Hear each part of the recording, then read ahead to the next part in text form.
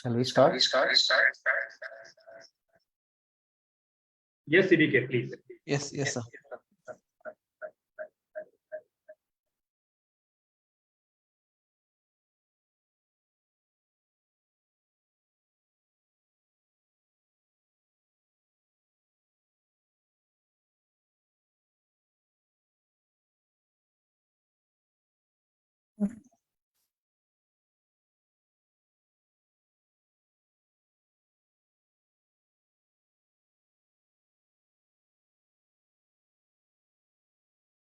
So, namaste everyone. A very warm Independence Day greetings to each one of you. Today, on this auspicious occasion of India's 77th Independence Day, we gather here to commemorate the remarkable journey of our nation from the shackles of British colonial rule to the glorious sovereignty that we proudly embrace today. As we stand here united by our shared commitment to progress and growth, let us reflect upon the significance of this day. So for the purpose, we are here on this day to celebrate the Independence Day, 77th Independence Day. So before we get into the session, so let us have a national anthem. So let us request everybody to stand up.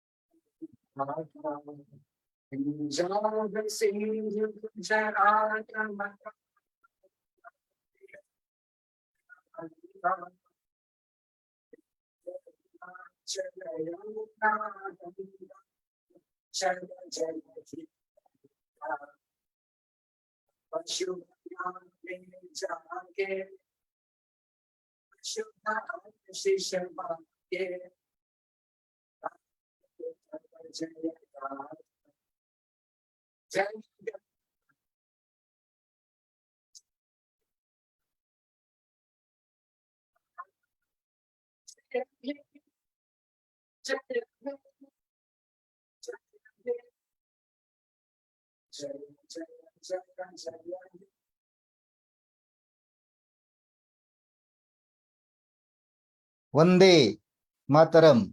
Vande Mataram. So today we have got this agenda for the day. Rest of this day, after this national anthem, we will have a brief discussion on about the Federation of Indian Industries and Professionals. What is this organization? So my colleague will speak on that. So before that, under this theme of Azadi Ka Amrit Mahotsav, this initiative, we are reminded that now it is time to learn the fundamentals of Federation of Indian Industry and Professionals. The Federation of Indian Industry and Professionals. Unite together, succeed together. The Federation of Indian Industry and Professionals is a unique, multi-stakeholder organization of visionary industrialists, businessmen, and professionals who share a commitment in shaping the future of industry and society at large. The Federation of Indian Industry and Professionals is a not-for-profit organization. FIIP was established on the 1st of October 2020 with the objective of boosting a small and medium business movement across the country and becoming the voice of India's various business sectors. It serves its members and the whole society through the private and public corporate sectors within the country. FIIP is a lifeline for new startups, small and medium business leaders. It is a crucial platform for networking and collaboration for each stakeholder who is working for the nation-building cause and to build Atmanirbhar Bharat. FIIP is actively engaged in the welfare of business community and general society. It encourages debate and organizes engagement programs with policymakers, Indian private and public corporate sectors, multinational companies, regional chambers of commerce, industrial associations and professional associations in each state of the country. FIIP has created a cluster network of 40,000 plus GST practitioners and made available a platform for networking and consensus building within and across sectors, and is the best platform for Indian industry, policymakers, and the international business community. Vision to facilitate and boost entrepreneurship and entrepreneurial development in the country, to support socio-eco development leaders throughout the nation, to encourage women power in various fields to make Atmanirbhar Nari. Mission, creating a world-class talent body of 5 lakh influential and powerful industrialists, entrepreneurs, businessmen, women, and professionals through FIIP platform within 10 years. DNA, sustainable growth, empowerment, and creation. Purpose, helping business people, supporting economic development, creating industrial insights, inculcating industrial development, facilitating forums for professionals, solving problems with the right solutions, enhancing skills among business owners, and creating a common platform for building interpersonal relationships. Support for micro, small, and medium enterprises, businesses formulating applied strategies to meet challenges of various industries, making society aware of social, health, and environmental issues.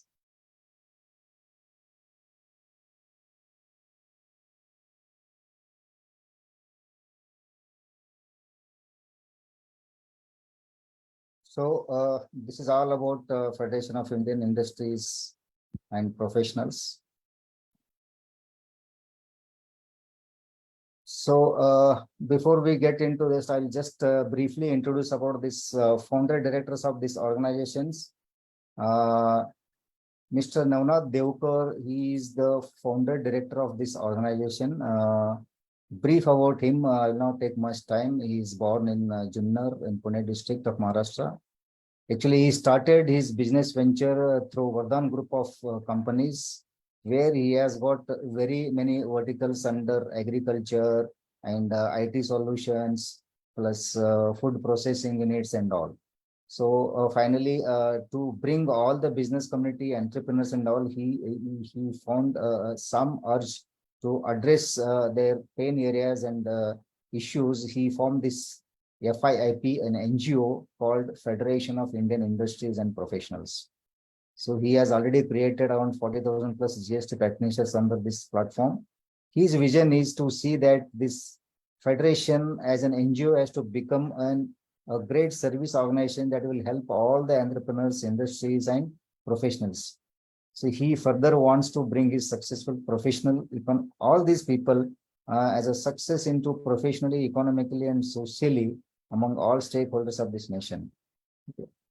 So along with him, Mrs. Urmila Devkar, she is a co-founder. She is also belongs to Maharashtra, Pune district. She has joined her business and turned as an entrepreneur, aiming to empower women. She is mainly focusing on women entrepreneurship. Her social and experiential as an entrepreneur made her feel a strong urge to help and create an ecosystem, okay, to help these women entrepreneurs. She leads a team of Vardhan group of companies and plays a very critical role as a catalyst in building the culture and work ecosystem in this organization. She wants to be a catalyst for women empowerment. So that is called, okay, Atmanirbhar Bharat Ki Nari. So that is what she is doing, her contributing her role in this organization. So these two are co-founders of these organizations. Apart from this, we have a body of directors, 4 directors. One is Mr. Dr. Popatrao Mohite. He is present in this meeting today. And second, myself, C.B. Katrabad. And we have got third director as Dr. Pranjal Kumar Fukon. He has got a very vast experience. He's from Northeast area. And we have got our fourth director as Mr. Atul Bohrade. He has got his own business setup, and he is basically into import and export business. Dr. Popatrao Mohite is a mentor, coach, and he is a universal person. He has got many feathers in his cap. I am basically an automobile engineer. I am an entrepreneur. I am into customer service function in automobile industry. Okay. So these are the 4 director body members. So today, friends, actually, we have got a very interesting topic. See, we all stand here together, united by our shared commitment to progress and growth of this country. So, under the theme of Azadi Ka Amrit Mahotsav, the initiative, we reminded that the ideals of our independence are deeply ingrained in every aspect of our nation's development, right? Our journey towards progress has been guided by the principles of unity, innovation, and determination. So we as a business community have a role to play in shaping India's future. Okay. Our commitment to excellence, innovation, and ethical practices contribute to the growth of our economy and our company and prosperity of our fellow citizens. So we always keep on inventing new ventures and exploring our business opportunities. So today we have got a great personality with us. I will just invite our Dr. Popat Rao to introduce our today's speaker, a special guest. So before I hand over to Dr. Popat Rao Mohite, so on behalf of Federation of Indian Industries and all of you, I welcome Coordinator Leader Dr. Arnab Das on this great platform. Arnab Das, sir, very warm welcome to you. Let us welcome with great applause to our Arnab Das, sir. I would request Dr. Mohit Rao Popat Rao to introduce our great speaker today and take forward the session. Over to you, sir. Introduction slide. Very good afternoon, and I can say now very good evening, friends, one and all. Friends, it is a privilege me to introduce our today's guest speaker, Commander Dr. Arnab Das, sir. Honestly speaking, let me put one thought here today, this evening.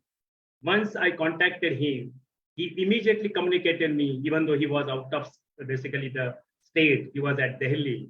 And sir, you have really honored us to be here with you today.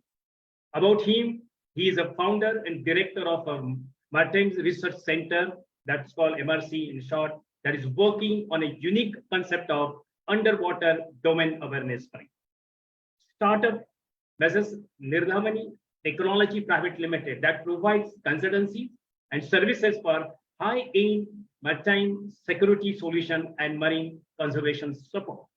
Friend, so this is something unique, which when we were absent of this all information, but when I connected with him, then the way we got that particular, you can say, the khazana of knowledge and khazana of future of our country's youth altogether. So has he over 70 publications as a researcher, 2 books, chapters, and a book to his credit. So that's what he is a creative writer, he's an innovative writer, and he's a factual to the experimental processing in that line. So he's an experimental personality who's going to share today his experience with us. So he served in Indian Navy for over 2 decades. So he did his master's and PhD from IIT Delhi as an informed officer. So he was invited to Tokyo University as visiting researcher for his work on freshwater dolphins. Now you may be understanding the statement I'm using. He was invited to Tokyo University. Like many university visited, but just I put in one of that particular university here. And freshwater dolphins means if you are able to connect the blue economy thought process, what he's going to share us, that some glimpses are going to touch in our mind. So post his retirement from the Indian Navy, he worked at the acoustic research lab in NUS Singapore. So friend, such type of person where he is always with the dynamics to give us further to enlarge our thought process in blue economy. So what blue economy, how it is going to work? Underwater, what the beauty is there, what that resources are there, how we can utilize it in that line. And not only one domain, every domain expertise is required for this blue economy. Mechanical, IT, you will say life sciences, what not, everything. That is what the beauty of this particular program is running. I'm very proud. He's an advisor of our present government and he's doing a lot for the nation development. Sir, we welcome on our heart, especially on behalf of FIIP as a director, sir. I request you, sir, please go ahead with your thought process and that provoking thought process to us, enlighten us for the future young India to grow with the blue economy. Over to you, sir. Thank you. Thank you so much, sir. It was a very generous introduction that you gave, and I hope I'll be able to do justice to this invite. And at the outset, I must thank all of you, particularly you, sir, for inviting me to such an august event. And today is definitely a very, very important day.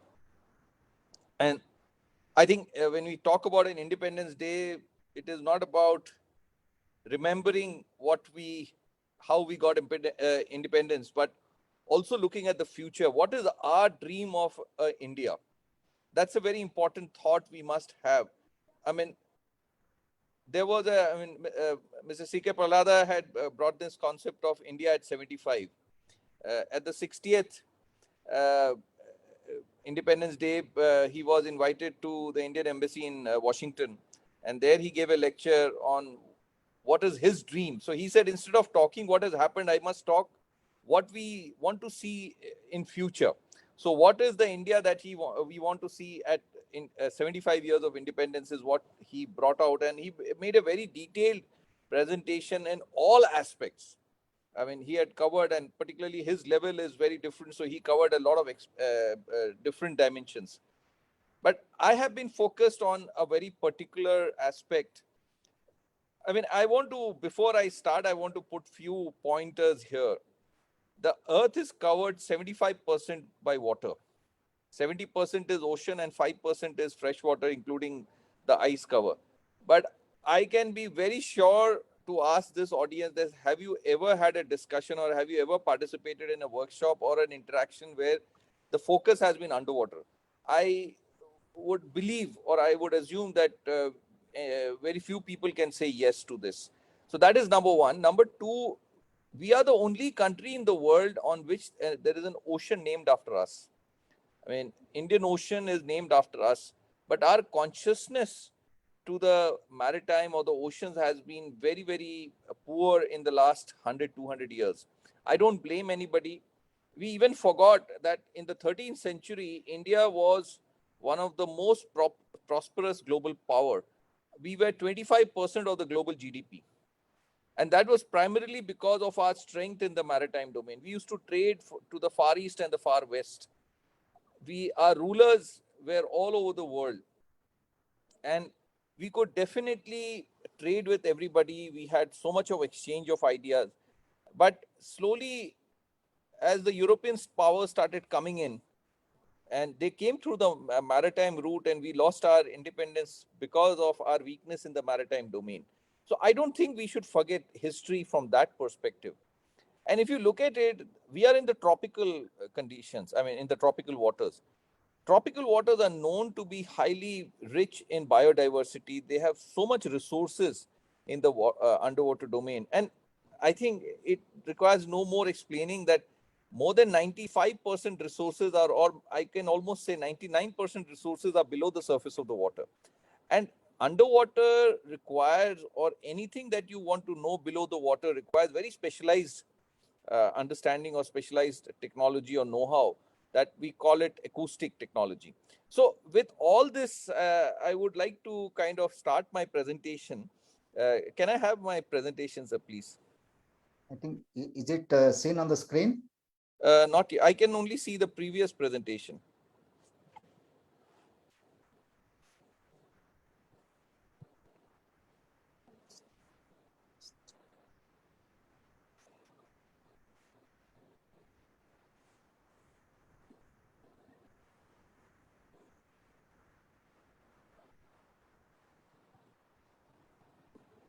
Now it is visible. Thank you, sir. Thank you so much.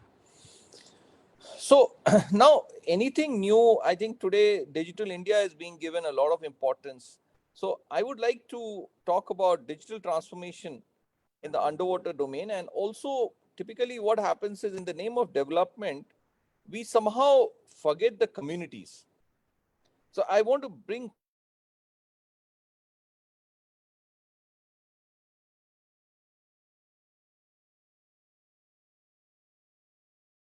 Your voice is not. Your voice is not reaching. can you hear me now? Yeah. Now. Okay. So can we go to the next slide, sir, please? Okay. So now when you look at the 21st century global order, see, whatever we do, we have to be aligned with the global thinking and what is happening around us. I mean, we are in a globalized world today. We are no more in isolation. We have to be trending with what's going on around us.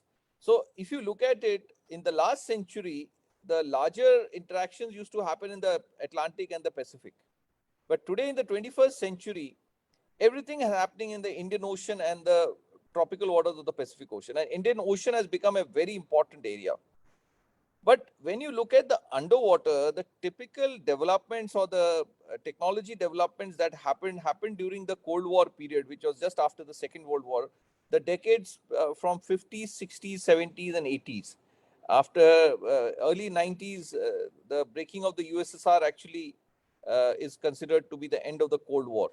So during these 4 decades, the maximum technology development happened in the world, whether it is aviation, whether it is underwater, whether it is communication, whatever you want to say, that maximum technology development happened during that period. And even for the underwater, it happened in the Greenland, Iceland, UK gap. But that technology is not valid in our waters. Just to give you a sense, in the Indian Navy, when we bought sonars, I mean, we bought it from Russia and it was tested in those waters. The ship, when it came to our waters, the degradation of performance is almost 60 to 70%. I mean, a sonar that gave us 32 nautical miles as the detection range. The same thing when it comes to our waters, the same ship or the submarine, the performance degrades to about 5 to 6 nautical miles, which is a huge degradation. And there is nothing wrong with the hardware, but our conditions are different. So unless we do customization in our waters, so that of course requires indigenous effort. I mean, when we talk about Atmanirbhar Bharat, it is not a luxury, it is a necessity. We have been spending a lot of money to import. And see, the West, they have invested significantly earlier to get these technologies. So now they want to get return on investment. They are selling it to us, even knowing very well that this is not useful to us. So whatever we do, we have to be very clear of what is happening globally. And so understanding the tropical waters becomes very important. And there is so much resources. So sometimes even in the, with the excuse of helping us, they actually take away all the data from us and they will use it against us. So that is something we need to be very, very mindful of. Can we go to the next slide, sir? So when we want to talk about real world problem solving, and there is an industry community that I'm talking to, there are young professionals, we have to keep in mind these 3 important things: people, economy, and nature. Whatever we do should help improve the status of people, whether it is communities, whether it is anybody, any sector. The second is it has to cause enhancement of the economy. There has to be some economic growth. And the third is nature. I mean, we cannot do it at the cost of nature. We cannot do it at the cost of sustainability. We cannot do it at the cost of climate change risk. So these 3 factors are very, very important. And how do we balance this? But this can also be a massive opportunity for a youngster, for a young person or a young professional. These can also generate a lot of opportunities, and I'll try and answer that. Next slide, please. So now, giving you a global scenario, now I also want to connect you to the Indian scenario. Now, as I said, after independence, for a long time, we were still, I don't blame anybody, neither do I blame the government or the policymakers or the intellectuals at that time. See, when we came out of, we got independence, we also had a lot of issues, and it takes a while for the ecosystem to mature. And now we were dependent on outside powers for various things. Even our decision making was also hostage to their whims and fancies.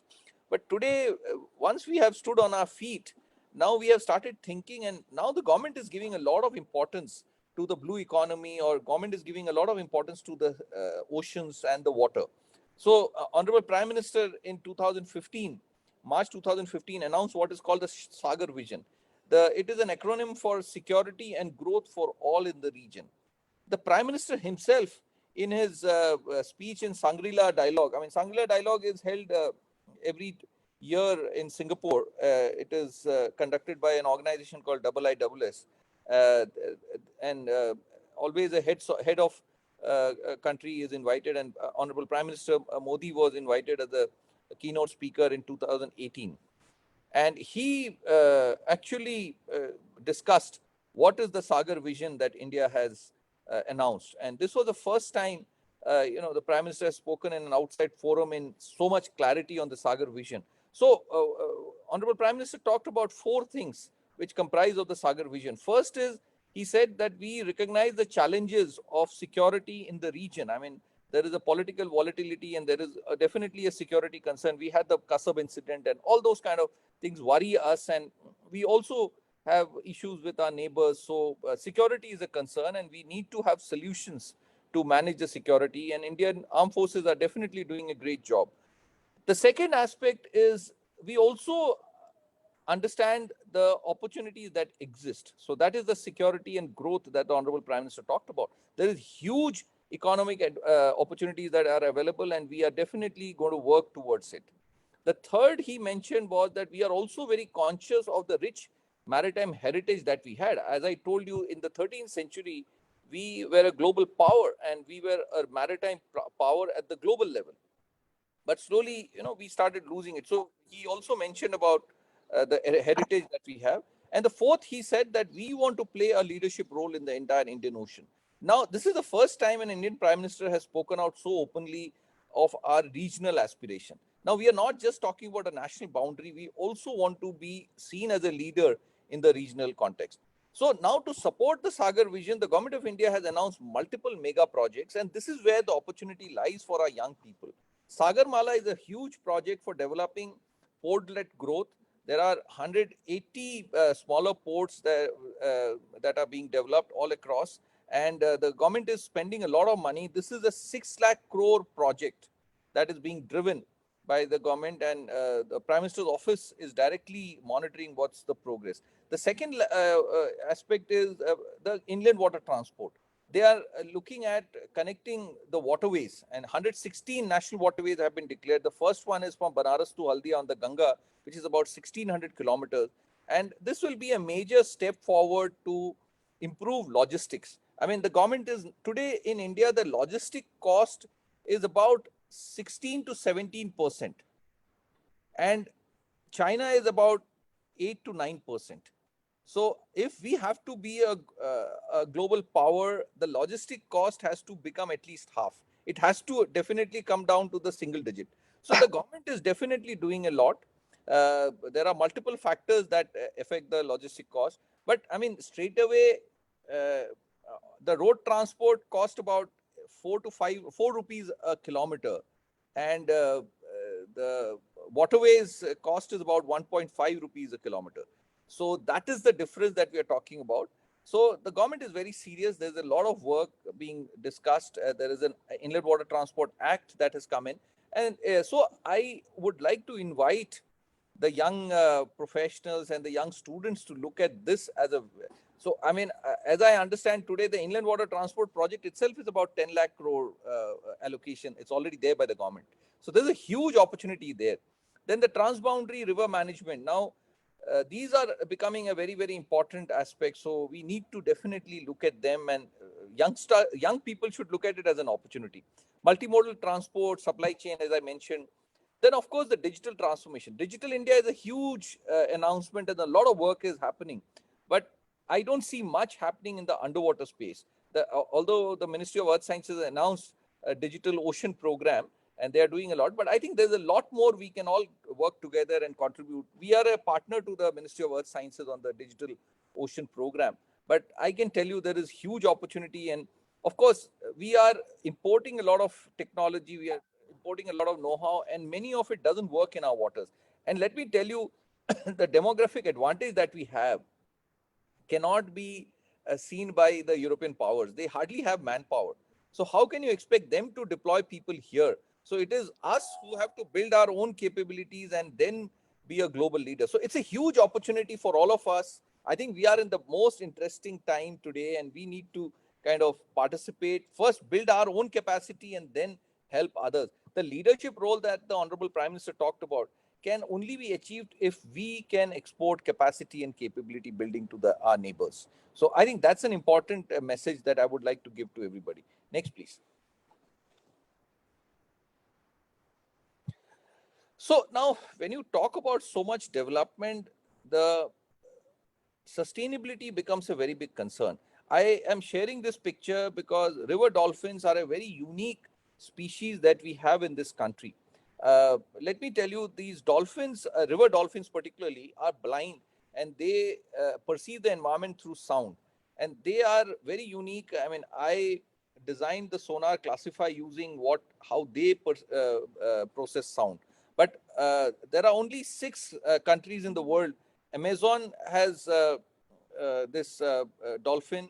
In India, there are 4 places where these dolphins are available: Brahmaputra, Ganga, Indus, and also the Karnafuli that comes from Nepal, and also in China. But China, it's already extinct. I mean, in the Yangtze River, this dolphin has not been seen at all. I mean, that's the price China has paid for the so-called development. They had a very fast growth, but they somehow lost track of the sustainability aspect. So they will have to pay a very heavy price going forward. Today, if you see, a lot of natural disasters are being seen in China.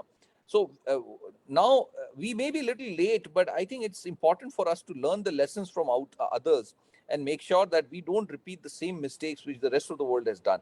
So that is something. So when we talk about development, sustainability, climate change, extreme weather events have to be something we need to. And these dolphins, I mean, I have used this particular picture because you see the long snot. It is a sonar that they use. They focus the sound. So even for us, when we want to look at the underwater, there is so much to learn from. I mean, biomimicry is a subject by itself, and there is a lot that nature can teach us. But I just wanted to keep you aware of this. Next, please. So, I mean, these are some of the recent incidences. I mean, the first one, a picture that you see is a 40 feet or 42 feet blue whale stranding off Alibag coast in June 2015. Second is a 50 feet bride whale off the coast of Mumbai in January 2016. Sorry, that was September 2015. There's an error. And the third one is 90 pilotless whales got stranded off the coast of Tuticorin. This is a very significant manifestation of the degradation in the environment.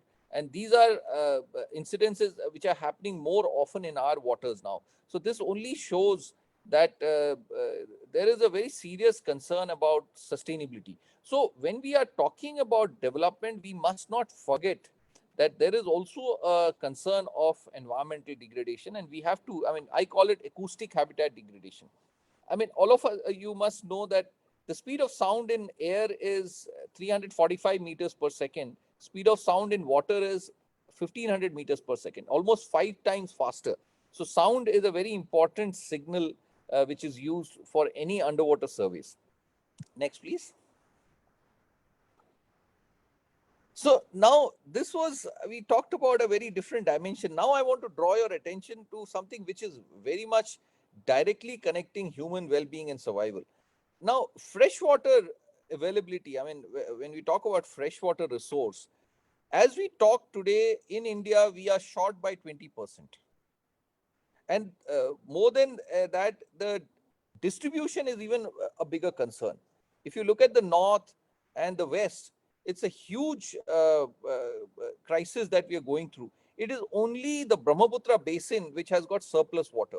Now, to an industry body, I must remind you, many of the industrial development, like we talk about semiconductor, it requires a huge water body, and you cannot set up a semiconductor plant without having surplus water, because a huge amount of water is required for setting up such a thing, and even running operational requirement is huge. So if you do not have surplus water in the region, such plants cannot be set up.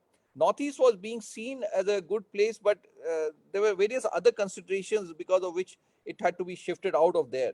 Otherwise, there are very few places in this country where major industry requires, or major plants require a surplus water. But that is slowly becoming a difficult situation for us. So we have to be very, very mindful of this. Can we go to the next slide, sir? Yes. No, I think we missed a slide. The next one. Yeah, this one.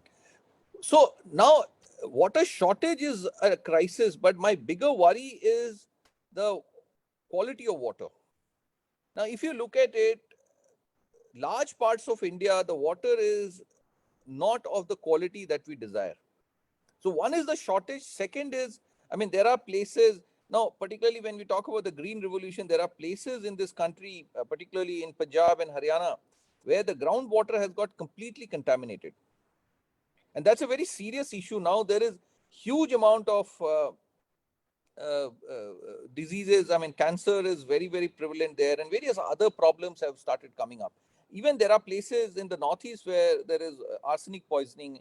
I mean, these are all, through natural processes over a period of time. But as far as we are concerned, I think digital transformation is very important, where we should be able to get a real-time assessment of the water that we are consuming. Do you get an input on when you open the tap in your in a house, whether it is in the washroom or even in the kitchen? Do you have any idea what is the quality of water that you're getting? We have no idea. We have no system that can give us some sense of what the quality is. And today that is very, very easy to do. So we need to look at water quality management in a very, very serious manner. And the funniest part is that same quality of water is flowing in our kitchen also, and the same quality of water is being supplied to the washroom also. Even when you look at different grades of water, even for industrial cooling purposes, also the same quality of water is being supplied in many places. It has not yet been managed in a national level, where, because now slowly when the water starts falling short, there is going to be serious problem. I mean, there are places where water is being, I mean, I think Pune is a city where the per capita consumption is very, very high. We are lucky that the availability is reasonably good. But at some point, I mean, we are 6 million today. And as we grow in terms of population, I think this will become a serious issue. So we need to definitely look at water management. I mean, and the biggest challenge I see is freshwater resource is being managed by a different ministry, and water quality is being managed by a different quality. It has to be an integrated approach. I mean, freshwater management has to be one integrated approach, not quality being looked at by different authorities and resource being looked at by different authorities. Next, please.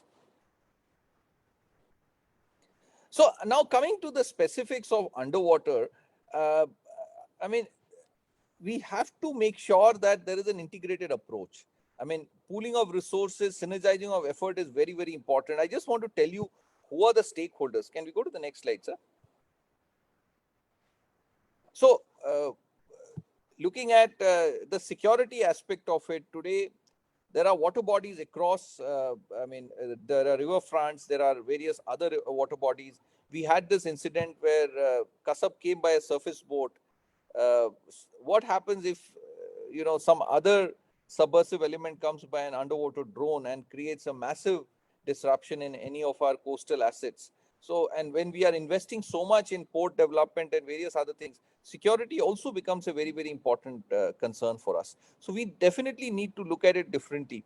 Then second is the migration of people through water bodies. I mean, we are aware of the Rohingya crisis in the northeast, but what we see is just the tip of the iceberg. There is a bigger concern. There is a lot of worry among the security establishment. So we need to look at water in a very, very serious manner. Even today, young college students are able to design and develop these underwater drones. But what happens if they fall into the wrong hands? So we have to be very careful. Our security agencies have to be very careful. Next, please. Blue economy. I mean, when we look at the opportunity, Indian Ocean is a hub of energy security. From the Gulf to the Far East, whether it is China, Korea, Japan, they need a lot of energy. Their industrial development is very high. So this has become a very important energy security hub. So it also brings a lot of security concerns. The second aspect is looking at the food security part of it. Now, there is a lot of high nutrient available in the undersea domain, and we moving towards the sea will really solve our food security crisis also. But the problem here is that since 1996, it is known, there's a Colorado University research which shows that the food stock in the oceans is on the decline, because fishing and various other activities are largely in the unorganized sector. So we need to be, but if you look at the bycatch with this, all this trawling and everything, if you need, like these big trawls pick up about 100 tons, 200 tons of fish, but only 10% or 20% is what is useful, and the rest of it is again thrown into the sea. So that is called a bycatch. So on one side, there is a shortage, and the wastage is almost of the order of 80%. So we need to really bring regulations to make sure that this wastage is contained and it is managed properly. Unless you manage the resources properly, so you need a lot of underwater domain awareness, then only you will be able to regulate this sector. Otherwise, we are definitely heading for trouble. Even in the Indian Ocean, the funniest part is there are some areas where there has been overfishing and the resource is very, very badly depleted. But then there are areas where there is a fish dying of old age. So how do we rationalize this? So it has to be regulated properly. It has to be managed properly. Then you see these offshore assets. There is a lot of management is required. Their impact on the environment, their safety requirements. So I mean, we talk about safe, secure, sustainable growth. So even these high value strategic assets also need to be looked at very, very differently. And the fourth picture that you see is deep ocean mission. Now we talk about electric vehicle or the EV initiative. uh, I'm sure you know that the rare earth metal that is required, nickel, cobalt, magnesium, 6 times resources are available in the undersea domain. And India is a pioneering investor in the deep ocean mission or the deep sea mining. But there is hardly any awareness among the Indian community. And this is a huge opportunity. Now there is so much being discussed at the global level, and India wants to be there. But if people are not aware, I mean, I find it very hard when I'm in the academia. I see young students looking for opportunity, very bright students looking for opportunity, but the industry is not taking them seriously.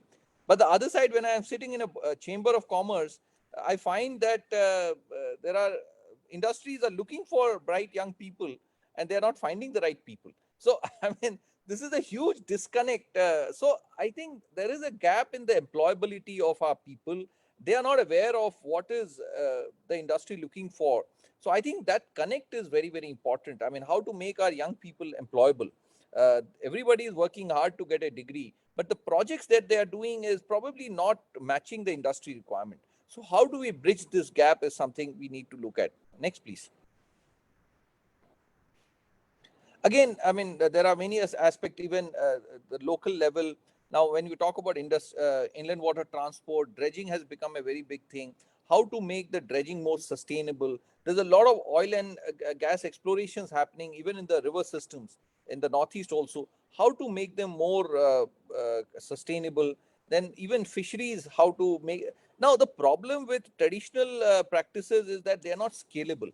So how can our modern tools of digital transformation or whatever else help us in scaling up our traditional practices? That is how we can actually retain the sustainability. Next, please. So, of course, environment, as I mentioned, environment and disaster management and even climate change risk management is a very important area. I mean, what you can see here is with so much activity, the noise in the underwater space is increasing. And I want to tell the audience that one of our paper was sent by the Government of India to the International Maritime Organization. And based on that, IMO, International Maritime Organization, has nominated India as a lead nation in the Indian Ocean region. So that's a very big recognition for India, and we are very happy that we are able to contribute to this. So they have allocated $2 million, and I think it is a far bigger work, and Government of India is also now looking at it very seriously. So how do we, I mean, these are some of the pictures of the last picture that you see is of the Fukushima disaster in Japan. I mean, I was in Japan after the disaster, and I saw what beautiful systems they have in place.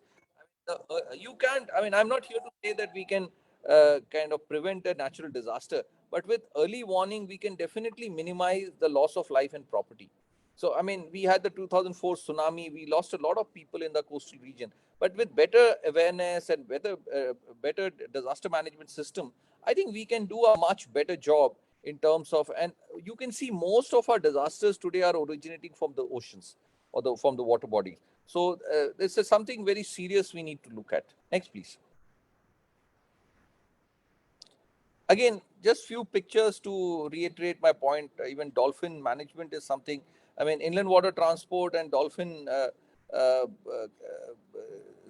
surviving in the same ecosystem is a big challenge. But there are ways in which we can definitely kind of minimize the impact on. So every big project, I mean, all these big projects are funded by either World Bank or these big financial institutions or IMF or whatever. But they have a separate uh, budget for, and a huge percentage is allocated for environment impact assessment. I mean, I would like to tell the young generation that itself is a big opportunity for you. I mean, but the other side of it is how it is done properly is a very big concern. How honestly we do the environment impact assessment. Environment does deserve a lot better than what it is getting today. So I think it's very important for all of us to make sure that a comprehensive and an inclusive environment impact assessment is done. That itself can be an opportunity for many of us, but also it is important for survival of the human race. Next, please. So, I mean, when we say science and technology, digital ocean or digital underwater or digital transformation, I think becomes a very important thing. The first picture basically represents the ecosystem. I mean, we have very little understanding of the ecosystem that exists in our waters. I mean, what kind of species, what kind of components of the ecosystem, how these components interact with each other.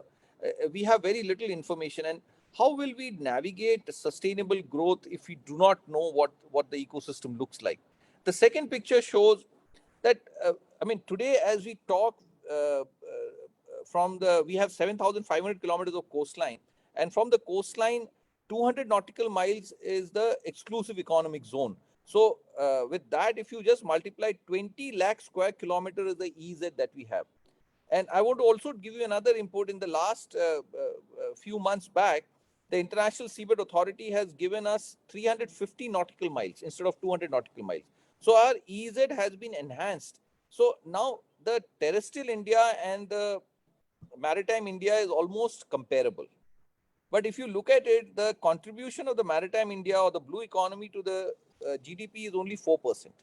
So there's a huge potential for us to take it forward. But you cannot put so many sensors. I mean, if you look at now with the new thing, it is 3.4 lakh square kilometer of area that we are talking about. So with that kind of a size, I don't think we can put sensors all over. So with AI and smart systems, there is a lot of smart digital transformation that can happen underwater. So there is a huge opportunity even for the IT industry to look at the underwater space for digitization. And I mean, the last two pictures that you saw are the two research cruises that I participated when I was in Tokyo. And the kind of data collection, the seamless interaction between the academia and the industry and the user is really worth kind of replicating in our conditions. Next, please, sir. So this is the framework that we have built, sir. I mean, the UDA framework that I've built, basically what it does is it encourages pooling of resources across stakeholders and also synergizing of effort. Because today, if you see the cube, the four sides of the cube represent the four stakeholders: security, blue economy, environment and disaster management, and science and technology or research and innovation. But there is hardly any synergy. I mean, the DRDO is supposed to be looking at the security related aspects. Then we have the CSIR labs, which are supposed to, but a lot more synergy can be achieved if we all come together. I don't think there is too much of worry about the data security. I mean, there are many ways. Even the banks have a very critical data, but they have found ways to make it more accessible to people. So how these four stakeholders can come together, and the most important thing here is the acoustic capacity and capability building. As I told you, our sonars are not performing well, and what we are buying from outside is not giving us the results that we desire.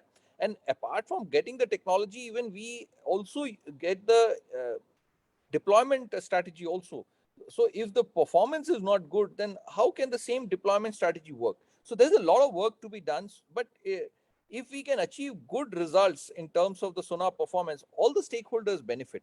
So there is a lot of work to be done. If you look at the vertical construct here, we have very little understanding of it. Has to be a, I mean, bottom up approach. Typically what we see is a top down approach. I mean, we not only get the technology, we also get the strategy, policy, and then we push it down, and nothing works, to be honest with you. So how we can make a bottom up approach where do a lot of data collection, then do the analysis, and then bring policy. There are many areas which are not yet regulated, and there are certain areas which are over regulated. So from a policy perspective, I mean, this framework should allow policy intervention, technology intervention, and capacity and capability building.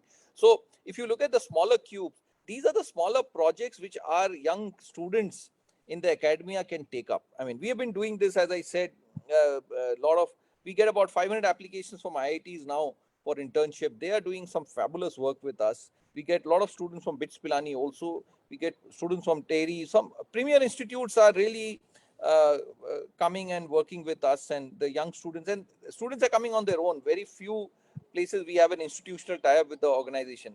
The students are themselves, I mean, and IIT students are definitely, they understand the future. So they are coming and working with us, and many of them stay back with us as fellows. And I'm very proud to say that just 3 weeks back, one of our students has joined University of Austin, Texas for a PhD. And last year we had a student from Gujarat who joined Carnegie Mellon for a post-graduation. So we have, and earlier a lot of our BITS Pilani students have are doing PhDs abroad. So students with the interest in deep research, innovation can definitely come to us. We conduct a lot of other programs for the young students. So each of these smaller cubes could be the real world problem solving projects which these young students can do, and then get directly connected to the stakeholder or the industry. So as far as the career option is concerned, they are very much aware what the stakeholder requires, and they can directly contribute to it. So even the employability or the demographic advantage or the challenge that we have can be easily solved. And it's a multidisciplinary approach. You can see technology students or science students can come at the lower level, then whether it is liberal arts students or geopolitics students, or even other students or political science students can be working on the in the policy intervention. And we've had several such cases where young students have come. Even some St. Stephen's students have been coming and working with us. So it's a absolutely multidisciplinary, multifunctional initiative.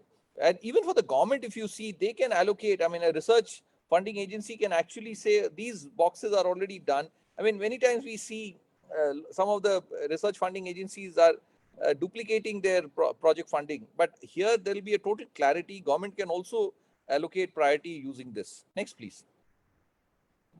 So now that was a bigger framework, but on a working level, underwater radiated noise is something like what I said about noise affecting marine mammals. So acoustic habitat degradation is one big area, but the same technology or the know-how is also important for the Navy. So when you develop a certain core expertise, it is relevant to multiple stakeholders, and multiple stakeholders can actually kind of collaborate with you and work with you.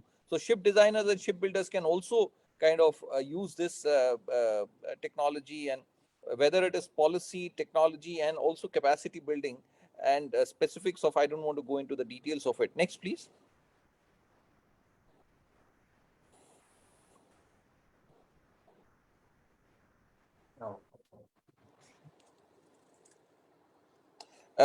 Next is sediment management. So we have done many such things. So sediment management is whether it is for port management or inland water transport or even deployment. So various stakeholders can benefit from the same kind of technology that we have developed. Next, please.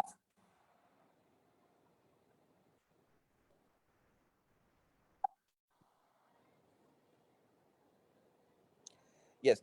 So this is now we cannot be working without the user academia industry partnership. Sometimes we have not been able to build very strong partnerships, but I'm trying to kind of articulate how this partnership can be done.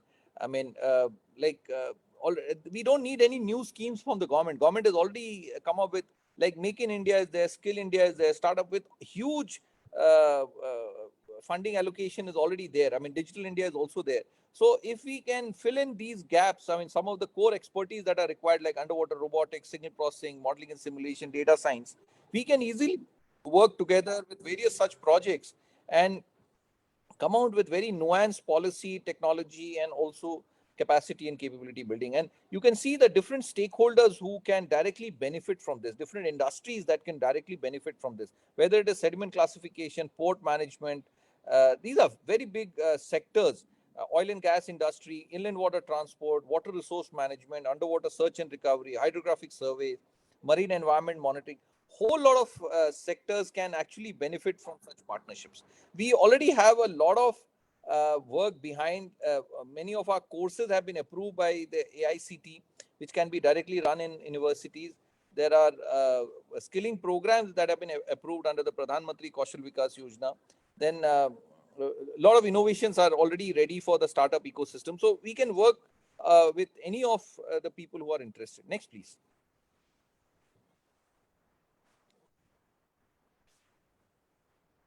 So now marine spatial planning has become a de facto digital tool. I mean, this is nothing but a spatio-temporal mapping. You can see the Indian map and how, what we have done is something like a Google Maps. There is a system called the Automated Identification System that gives you the shipping traffic across the world. So using that online data from the AIS, we have calculated the underwater noise being generated by each ship in a particular region, and then how it will propagate underwater. And you can see that this kind of map is being generated. So you can see how, and this map gets updated every 5 minutes. So this is a very high-tech algorithm that we have built.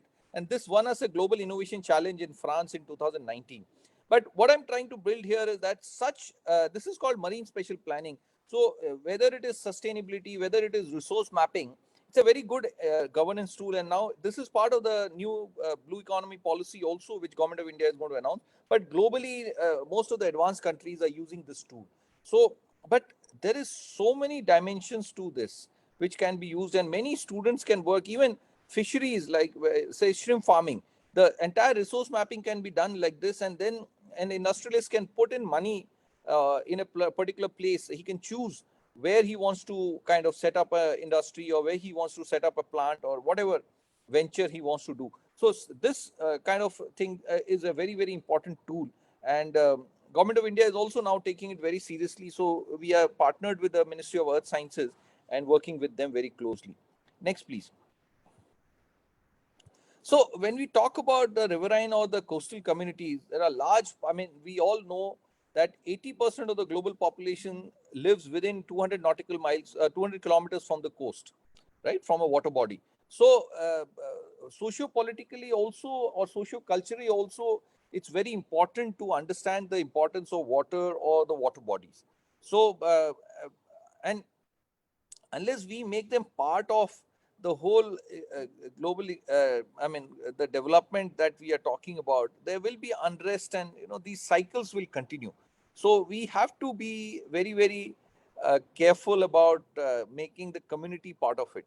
So, I mean, there are various projects that we have done. I will not go into the details of it. Next, please.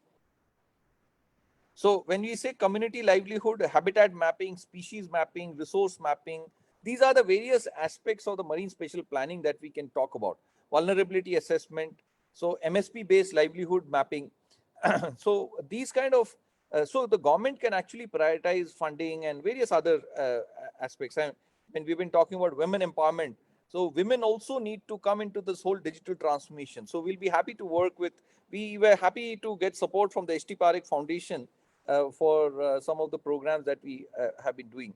So some of the CSR support we got for skilling, and some for kind of institutionalizing the whole skilling ecosystem.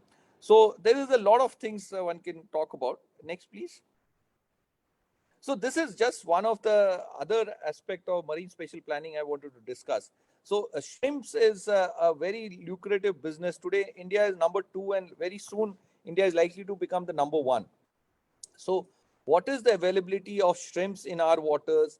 what are those specific species, what is their commercial value, what is the habitat that they require, how that habitat is changing. We can predict. I mean, in agriculture, there is a tool called APY, area under cultivation, productivity and yield. And for automation or for monitoring or predicting the productivity, we have developed tools for aquaculture and also seaweed. So similar thing can be done, and this can really help. Like for say shrimp farming, feeding is a very important thing, and it is very cost intensive. So if you overfeed, it is not going to help you in your productivity or the yield. So how to manage the feeding correctly, and disease outbreak is a very serious concern which our shrimp farmers have.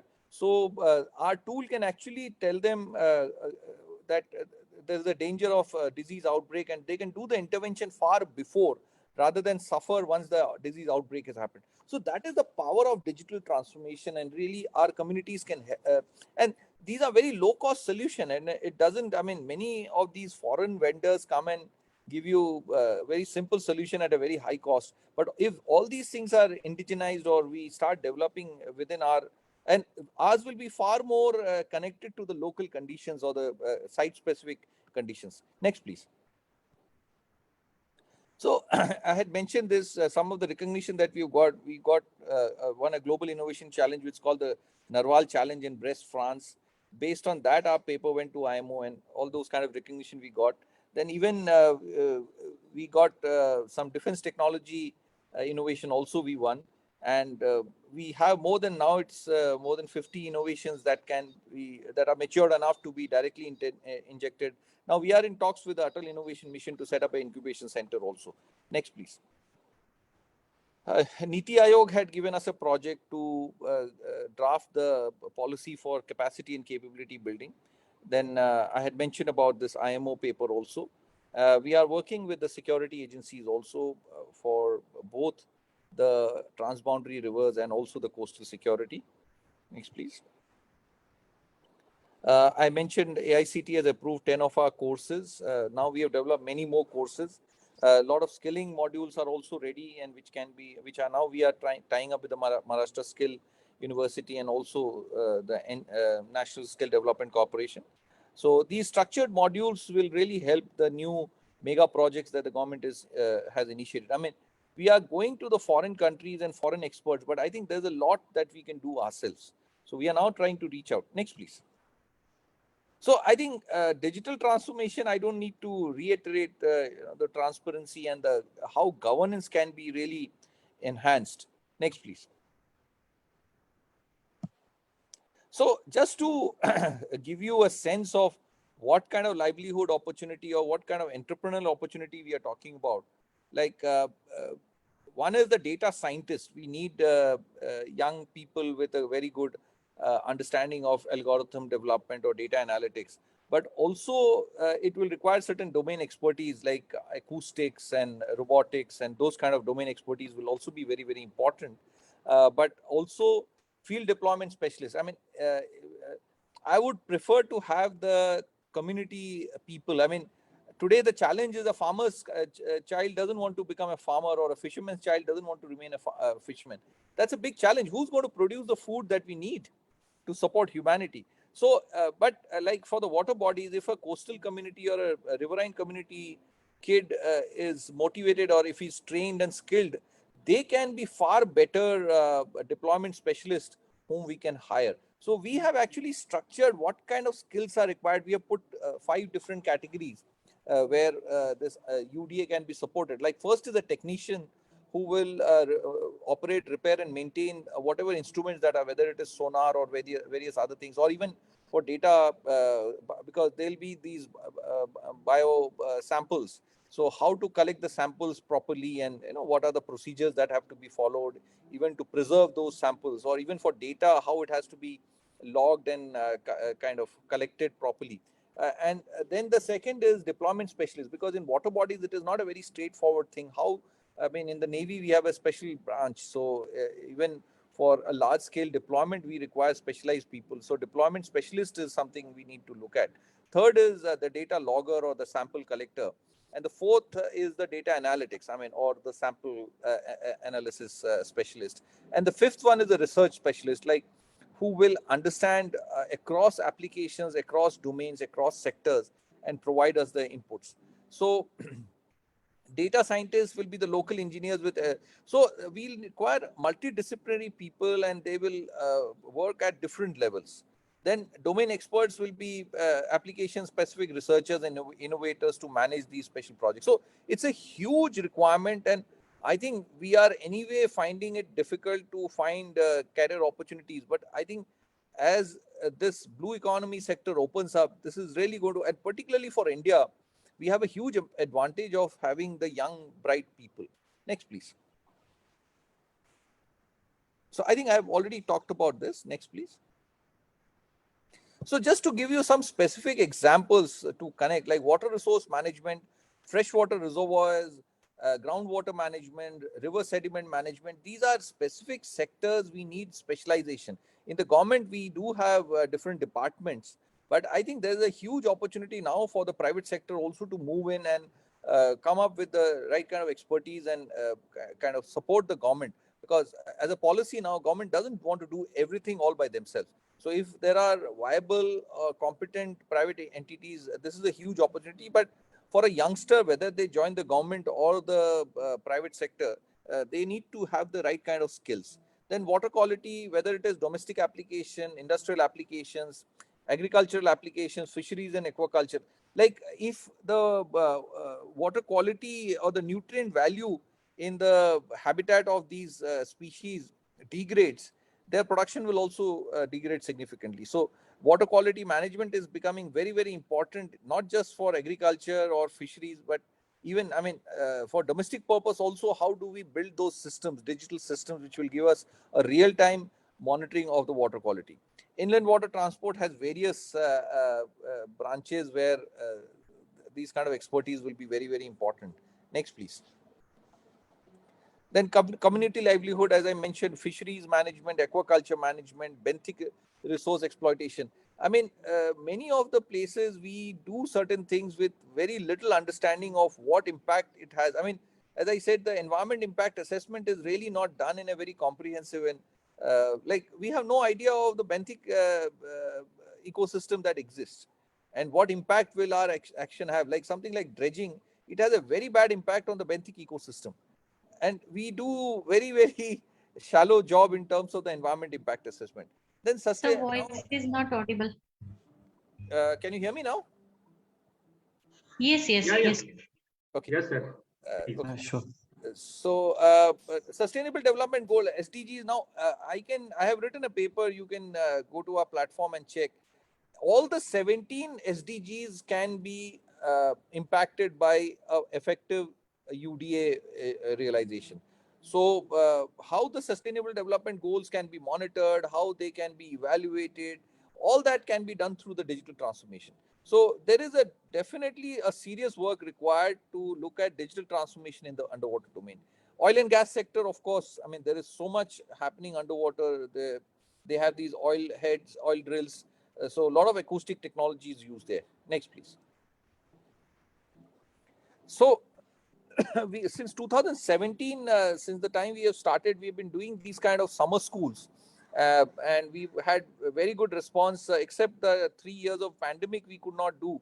But next year onwards, we'll definitely do these summer schools, where it's a 6 weeks program where young people, students, young professionals, we've even had officers from the Coast Guard and Navy and DRDO scientists and various officers from the shipyards have come and stayed with us for 6 weeks and worked together with these people.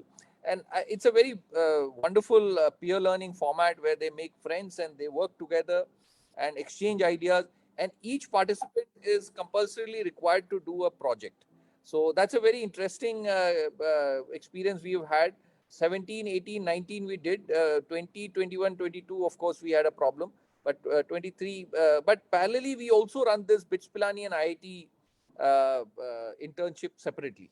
That's a internship we call it, and this is a summer school. And here it is done 4 weeks in Pune or 4 weeks in Mumbai and 2 weeks in Goa. So they also get an experience to go and visit various maritime installations or research labs or various and very senior people. I mean, you can see an admiral from the Navy, a senior director general from Coast Guard coming and interacting with them. They were taken to a Coast Guard ship or a naval ship. Various, even the industry, even their HR, I mean, L&T HR head also came and interacted with them. L&T head came and interacted with them. So all kinds of senior people come and interact with the participants and motivate them and also explain them what is the expectation from them. Next, please. So you can see the Honorable Vice Chancellor of Mumbai University, then CEO of the National Ship Owners Association. Then we had a professor from Taiwan also who came and talked about geopolitics and international relations. Then think tanks also are represented. Next, please. We can see the Honorable Chief Minister of Goa, the former Naval Chief, the Director of NIO, the former Director of NIO. Then we have Captain Dilip Donde, who was the first Indian to solo circumnavigate the world. And one of the very interesting part is the weekend that we get in Goa. Dr. Prasanna Kumar, who is the former director of NIO and a very senior marine biologist. Dr. Prasanna is a physical oceanographer. So we take the participants to different beaches in Goa and explain them the various physical oceanographic features and also the biodiversity. And it's a full day program, morning 8 to evening 8. You are on the move, and it's a very interesting team building effort also that happens. So on the weekends, we do take them outside for a trip, and which is more of educational trip, but it's a very interesting experience for us also. Next, please. Then we do a lot of field work. I mean, we are not just limited to the lab. So we did this field experiment in Khadakwasla, and you can see we got a lot of support from, and we did the actual data collection in the Khadakwasla Lake. So for 5 days, we deployed different types of sonars. Next, please. This is also part of a PhD work of one of my PhD students, and you can see the lady there. And she did a very fantastic work, and you can see the National Defense Academy gave us a lot of support. They gave us boats and various other people also. And we hired 4 different types of sonars to conduct this program. And for 5 days, we were in the water body. Next, please. So you can see there's different instrumentations that were deployed. Next, please. And we also went down and collected the samples, because what we found with the instrument has to be corroborated with the actual sediment that we collected from the bottom. Next. So, I mean, coming to my last 2 slides, my proposal is that we should have an outreach, engage, sustain. Outreach is such programs where we sensitize people what is important and what are the various aspects that can be taken forward. So basic sensitization is very important. And once we are able to sensitize people and we are able to convince them that there is value in working together, then we engage with them. So engagement has to be at multiple level. One is we can look at some fellowships for or internship support for the young students, like even say for, I mean, if there are some NGOs working on women empowerment or some companies which want to support CSR for women empowerment, they can actually support a couple of young ladies who can work with us, or even for rural enhancement, some kids from the communities like the coastal community or the riverine community can come and work with us, and they can get empowered, and we can help them not just to learn with us, but also kind of implement some of the ideas back in their community. And then, of course, sustaining. I mean, where we can build up bigger project proposals, go to the government for support or even for private support, and actually build proper frameworks. I mean, whether it is a field station for fisheries management or for aquaculture management or for environment management or whatever it is. I mean, because that will require a little more serious effort in terms of deploying equipments or doing a proper data analytics framework. And finally, I would like to have a center of excellence. And next, please. Where we look at all the 5 pillars. I mean, MRC is definitely working on all these 5 pillars. We need multidisciplinary research. I've already had 5 PhD students who have worked and finished their PhD with me, and many more are joining now. Incubation center, of course, a skilling and leadership center and academic center. So as I mentioned, we already have approvals we are going to be starting courses, but we are happy to collaborate with any institution which wants to work with us, and of course a policy or a strategy center, because policy has to be backed by sound technology and sound capacity. Otherwise, many of the policy announcements just don't reach the ground because it was not well conceived. So next, please. So thank you. I think coming together is a beginning, and keeping together is a progress, and working together is success. So we would be happy to partner anybody who thinks this is of value and would like to work with us. We have a lot of material on the net. If you just go to our website, you can just Google Maritime Research Center Pune and you'll get our website. There is also another platform, digital platform that we run called the UDA Digest. We have more than almost close to 100 articles in our platform, which gives you a flavor of various dimensions of the UDA framework. And we'll be happy to work with you in whatever way you think is possible. Thank you so much. Yes, Popotra. Thank you so much. And I think, Mochi sir, so please. Yeah, sir, it is really enlightened us in all dimensions. In one line, I can say, जो हम अंधेरे में सोए थे, अभी हम जाग गए सर. आपकी वाणी ने हमें सच में आज उजागर कर दिया है कि भाई पानी के अंदर भी बहुत कुछ बातें हैं. So sir, very, very nice and very, very important, touching topic which you have done today. वैसे तो हमारे सारे मेहमान जो यहाँ आए हैं, मैं इनसे दरख्वास्त करूंगा कि आपके कोई सवाल और आपको कोई अगर कुछ ऐसे क्वेश्चन है कि जो हमारे डॉक्टर दास साहब को पूछना चाहते हैं, आप पूछ सकते हैं. हमारा जो FIIP का जो ट्रांसपेरेंसी अप्रोच है यही है कि सारे लोग हमारे हिंदुस्तान के लिए इकट्ठा होके कुछ नया करें. और ये अभी हमने सर से जो बात की, सर ने हमसे जो बातें की, इससे पता लगता है कि हम कुछ नहीं क्या कर सकते, कुछ भी कर सकते हैं अगर मन में हमने अगर वो मनीषा हमारी रखते हो. तो दोस्तों, मैं आप सब लोगों को दरख्वास्त करता हूं कि अभी जो हमारे साथ कमांडर साहब हैं, तो ये उनके साथ आप आपकी बात रखिए, ताकि ये जो उन्होंने अभी जो इनपुट दिया है, सच में बोलूं बहुत इतना बड़ा दिया है. अगर एक एक पहलू हम अगर लेंगे तो एक एक महीना हमें लगेगा, मुझे तो ये लगता है कमांडर जी. और सच में बोलूं क्योंकि देखो, मैं भी मेरी फैमिली भी बेसिकली डिफेंस से कनेक्ट थी. मेरा father my father was in Air Force. So the thing is that I love basically, you know, the first is my nation. So first nation approach, that is what we do that. And also our FIIP members and all fellow friends are doing. So मेरी दरख्वास्त है, I request my fellow friend here, feel free. This is a questioning basically because I'm not going to summarize what sir talk, because that is not the summarization. It is the talk to carry within us, to enlighten within us that what we can do the best, where we basically were not knowing, we were absent of many more information.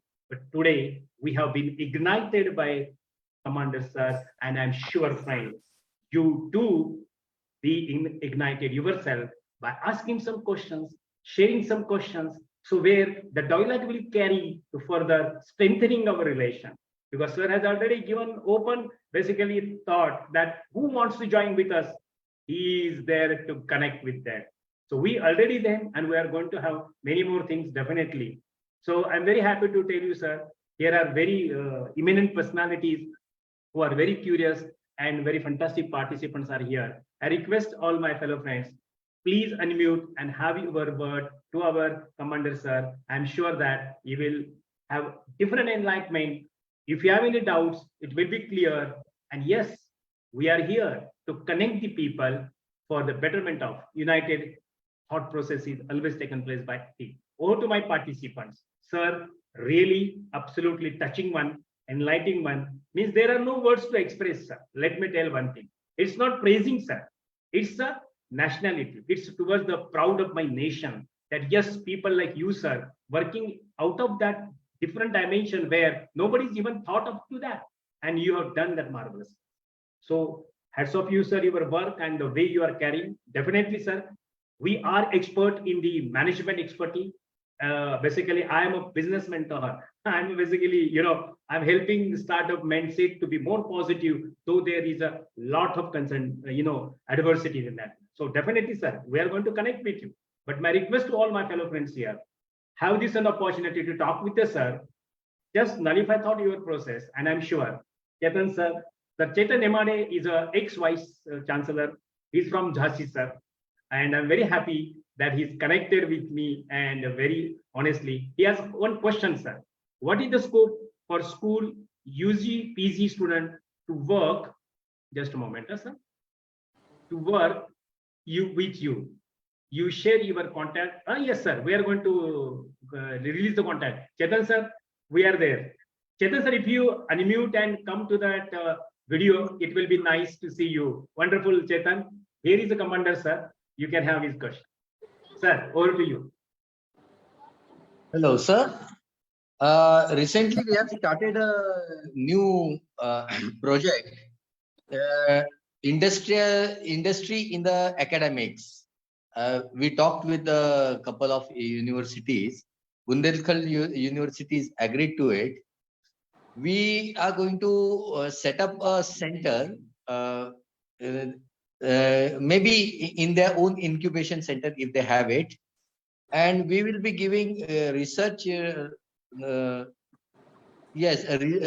practical projects to the students, wherein they will come up with a product, usable, sellable product. And the students are going to going to earn out of it. The university rather is going to earn out of it. It's going to get self-sustained through that process. And students are very innovative. I have observed that students are very innovative, provided you give them a very good direction, proper direction. So in technology, we have a lot of scope. Actually, I missed your lecture because I was busy with with my students. So I missed your lecture. So what is the scope? I wanted to ask that if we want to nurture these undergraduate students, at most undergraduate, we are more focusing on the school students and undergraduate students. Trust me, I have seen it myself. When we teach the school students properly, they do things in due course of time. They do things even better than us. Absolutely, sir. I mean, we get a lot of students. I mean, as I said, we get 500 applications from IITs, but we are more keen to work with the non-IIT students also. And I give a lot of lectures, and a lot of videos are also there about what projects have already been done in our organization. More than 200, 300 projects have been done so far, and it's growing. Every year, I think another 100 gets added. So you can directly also have a look at our website. You will get, there are YouTube videos on the project presentations. But I'm happy to even connect, and either me or one of my team members can give you a detailed presentation on what are the ideas that we are talking about. And our focus is on real world problem solving. I mean, we are not here to kind of propagate theoretical knowledge. I mean, there is enough that is being done, and I think there are other institutes doing that. We are focused on underwater, definitely. I mean, whether it is freshwater or marine systems, we are definitely looking at all of it. But there are even for, I mean, I have done school programs in Tokyo, but I've not done enough in India. I mean, I've done a couple of, in fact, today morning also I was invited to a school, and I gladly accept these kind of invites because young students need to know this more.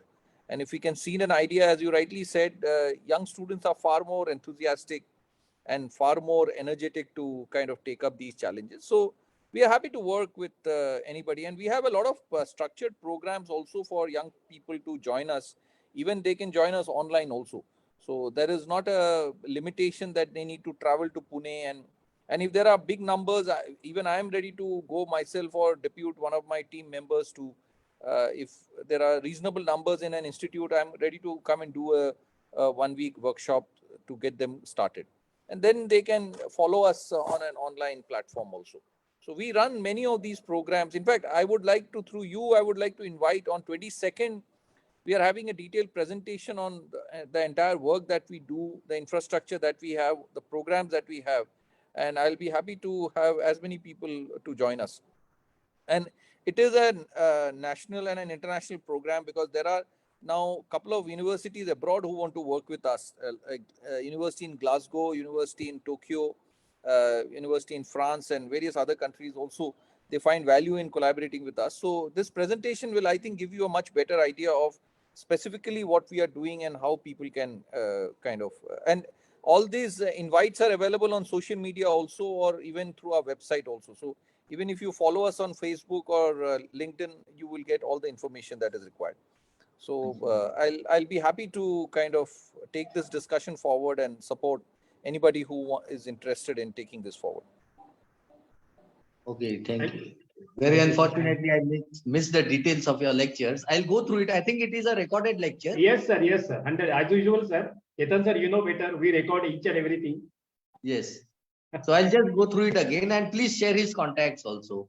No, we were sharing everything, sir. Don't worry. We are going to connect him forever now. It is a beginning, sir. हमारे अभी तो नाता शुरू हुआ है, sir. हमने चार पांच लड़के बनाए हैं. We have already prepared for 3-4 students, and you will be surprised that a 12th pass student has come up with solutions which even professors in IIT failed. Oh, good. Proper industrial solution, and they were paid for it, and more than the salaried person. They were paid more than the salaried person, because that's the kind of job they did. Yeah, here is a Dr. Girish Telan. Sir, very good evening. Please pose your question, sir. Very good evening, sir, to both of you. Good evening, sir. See, it was a very wonderful session. I am from a pharma background, but it has given a lot of information and inputs related to the topic. I'm very much thankful to Dr. Mohite sir as well for inviting me to join this session specifically. And it has given a lot of, you can say, information, whereas the students, those who are interested, certainly can be guided in this context. Thank you so much. That is what I would like to say. Thank you. Yeah, and if you want to connect us, you are anytime, sir, connect with us. We are there always, and Commander sir is always there. So nice. So nice. Thank you. Thank you. Thank you. Yogini, you want to say something? Because you are also social entrepreneur. Unmute and speak. She is Yes. a social entrepreneur, agricultural perspective. She is working. She is a very dedicated lady. Over to you, Yogini. Yes, sir. First of all, namaste to everyone on the dais, and thank you, sir, for organizing such a wonderful lecture, and one different kind of canvas, blue canvas, rather we can say it as a blue canvas. We can explore now with help of the Arnab sir. And now we realize that we can do many, much more what we were earlier thinking. Then he had explored very nicely, and definitely we'll be in touch with him.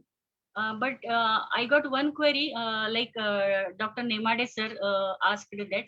I got one social forum. Through that, I'm in connection of youths who had done their graduations or diplomas, and they are still unemployed.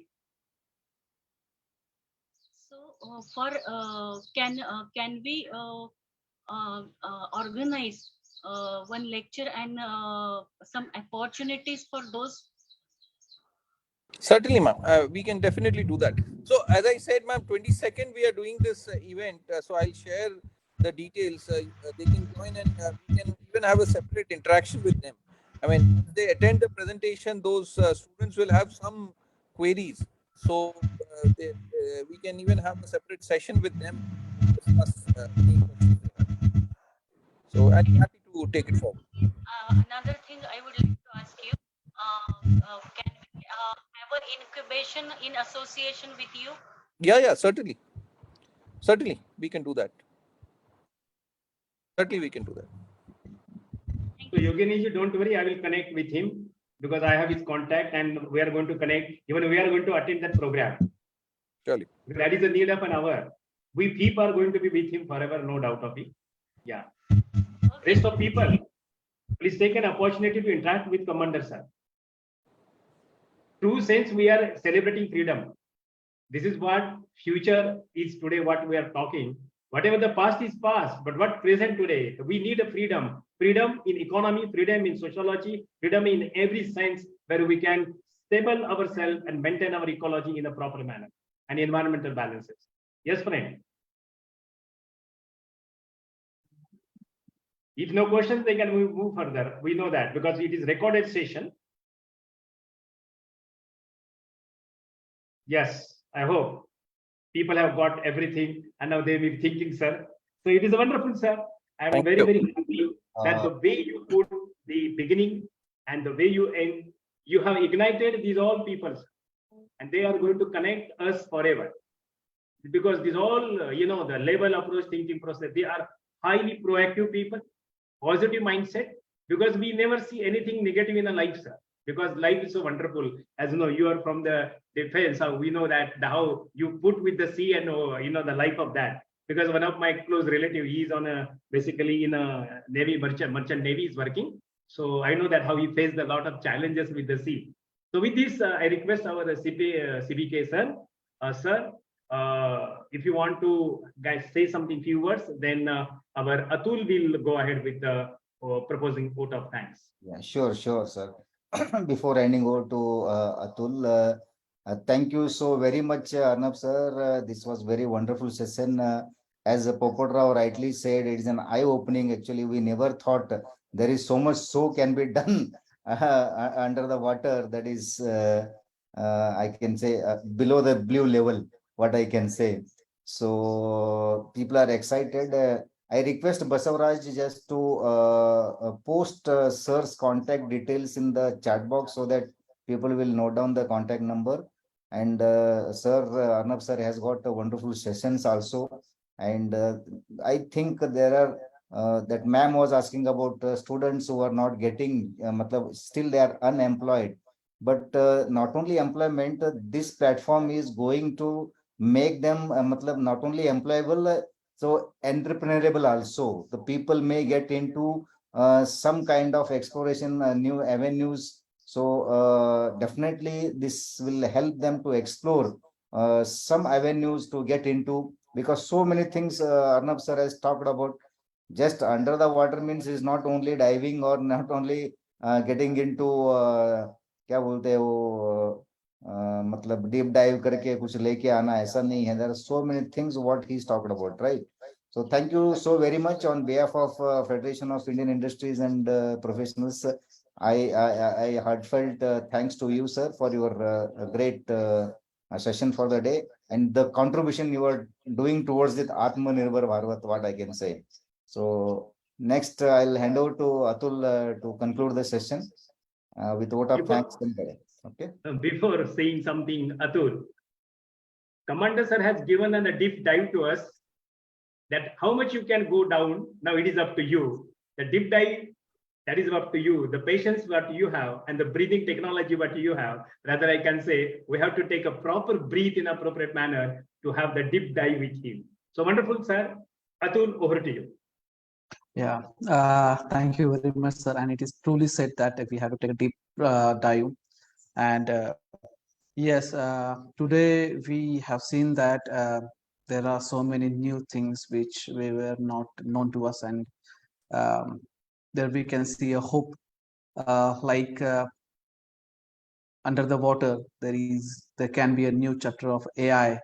So for the students, there are very great directions are there from this today's session, and I would like to thank Arnab sir from the bottom of our hearts. And yes, we also like to join our hands in building Atmanirbhar Bharat. So, like you, we would like to spread the knowledge, and yes, I request all our participants, and I will also request my friends to attend the 22nd session of yours, and to gain some knowledge, and it will definitely help in people going ahead with the career, I guess, and with the nation building also. So again, I would like to thank you very, very much. from the Federation of Indian Industry and Professionals. Thank you very much, sir. Thank you, Atul. Thank you for your kind words and proposing the vote of thanks. And friends, I will share you the number of our commanders, sir, individually, because I know that numbers are with me. So I will continue with you and we will connect with him. And we are looking 20-second program with him on a large dais. Sir, so wonderful for your taking out time and being with us. It is the beginning, sir. अभी तो हमारे रिश्ते की शुरुआत हुई है, sir. आगे बन के हमें कारवा करना है. इतना ही मैं करूँगा. Thank you. Thank you so much. One more request, sir. For the 22nd session, if you have any links that you have made, please share so that we can also share the same on our FIIP platform, social media platform. Right away, I'll do that. Sir will share to me. I will share. Right. Thank you very much. Thank you. Thank you so much. Thank you. Thank you, participants. Thank you. So close the this one recording. Recording बंद करो. Yes.